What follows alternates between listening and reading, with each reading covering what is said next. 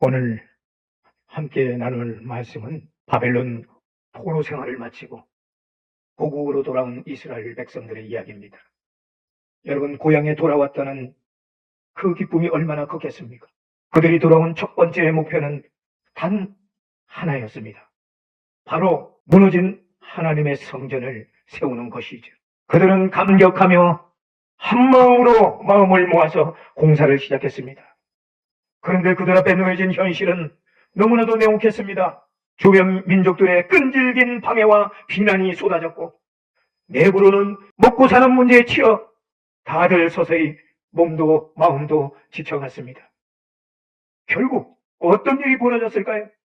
성전 공사가 멈춰지고 말았던 겁니다.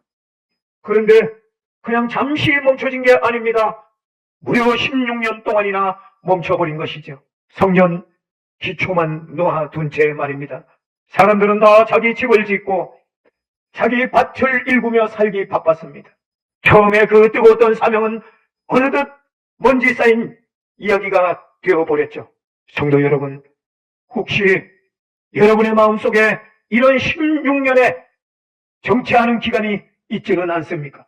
주님을 처음 만났을 때 가졌던 그 뜨거운 열정, 찬양을 통해 주체할 수 없이 흐르는 눈물, 말씀을 통해 감격을 했고 꼭 그렇게 살아야겠다라고 하는 결단의 시간뿐만 아니라 내가 꼭 이루겠다고 하는 그 다짐했던 사명. 그런데 예배를 향한 그 간절함이 어느샌가 멈춰버린 채 세상 살기 바빠서 다 잊고 살고 있지는 않으신지요? 오늘 본문에 보면은 16년 동안 멈춰버린 그들의 영혼이 어떻게 다시 깨어났는지, 그리고 어떻게 그 멈춤을 뚫고 다시 돌파해 나갔는지를 보여줍니다. 오늘 이 말씀을 통해 우리 안에 차갑게 식어버린 영적 엔진이 다시 가슴에 불을 붙이고 멈춰버린 영적 성전이 다시 건축되는 파격적인 은혜가 있기를 주의 이름으로 축원합니다. 이스라엘 백성들이 다시 성전을 건축할 수 있는 힘을 얻을 수 있던 그 동기는 바로 하나님의 말씀이었습니다. 그러므로 사랑하는 성도들께서 영적 침체를 이 시간 겪고 있다면 오늘 세 가지 집중해서 들으시기를 바랍니다. 첫 번째로 말씀을 들음으로 영적 엔진을 예언하시기 바랍니다. 이스라엘 백성들이 다시 일어선 그 시점은 웅장한 계획이 아니었습니다. 선지자 학개와 스가랴, 그들이 전한 하나님의 말씀이었습니다. 학개서 1장 4절에 보면은 하나님께서 물으십니다.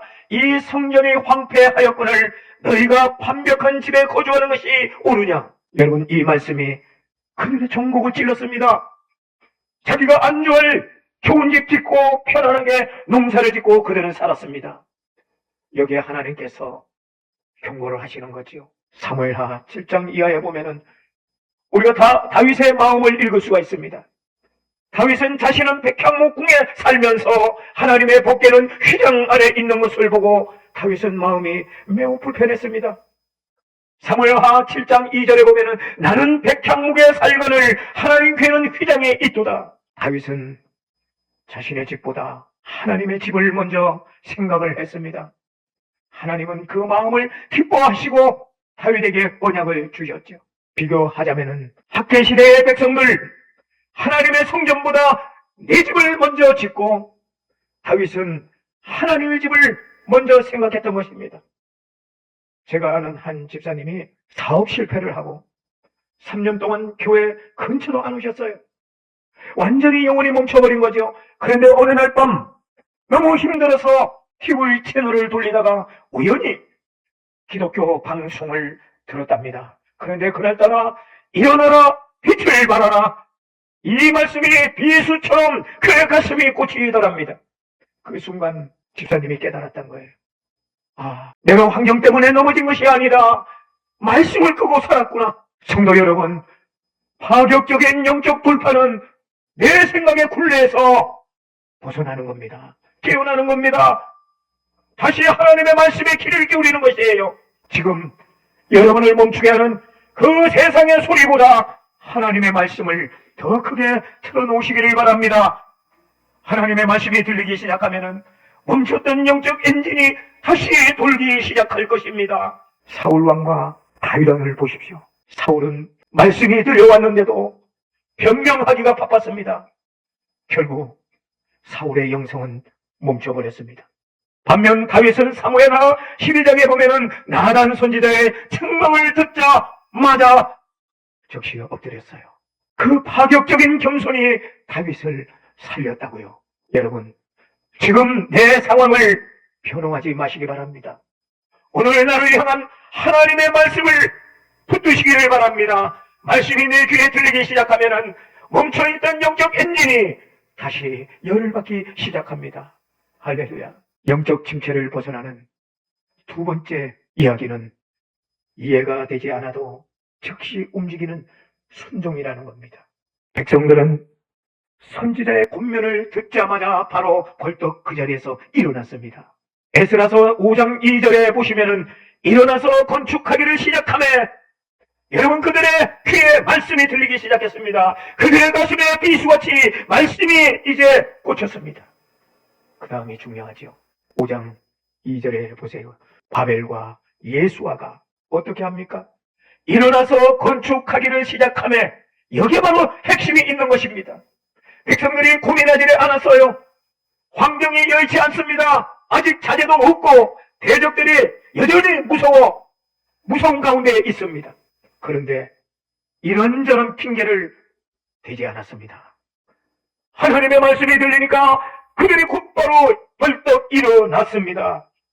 말씀의 능력은 히브리서 4장 12절에 보면은 하나님의 말씀은 살아 운동력이 있고 좌우에 나서 어떤 것보다 예리하여 영과 콩과 관절과 골수를 찔러 쪼개며 생각과 뜻을 판단하나니 저는 이것이 성령 충만한 사람의 특징이라고 생각을 합니다. 성령님은 우리에게 말씀을 듣고 즉각적으로 순종하기를 요구하십니다. 여러분, 순종은 완벽한 상황에서 하는 것이 아닙니다. 오히려 도저히 안 될 것 같은 상황에서 하는 게 진짜 순종이라는 겁니다. 열왕기상 17장에 보면은 이스라엘 땅에 오랜 가뭄으로 먹을 것이 없었습니다. 이 사르밧가우는 먼저 엘리야를 위해 떡을 만들라는 그 말씀에 절대적으로 순종을 합니다. 그 결과 가루와 기름이 가뭄 동안에 떨어지지 않았다는 겁니다. 여호수아 6장에 보면은 여리고 성을 우리가 너무나도 잘 기억을 합니다. 그들은 매일 성 한 바퀴를 돌라는 하나님의 명령을 듣고 어떻게 보면은 인간의 이성으로는 도저히 이해가 가지 않습니다. 하지만은 이스라엘 백성들은 묵묵히 순종을 합니다. 그 순종의 결과 그렇게 난공불락에 현관 여리고성이 무너졌습니다. 여러분, 머리로만 고민하지 마십시오. 하나님이 오늘 주신 아주 이 작은 말씀, 이 말씀이 감동이 오면은 바로 시행할 때에 파격적인 영성이 세워지는 것입니다. 순종은 완벽할 때 하는 것이 아닙니다. 도저히 안 될 것 같은 이 지금 하는 것입니다. 오늘 예배를 마치고 바로 순종의 첫걸음을 떼시는 여러분 되시기를 부탁합니다.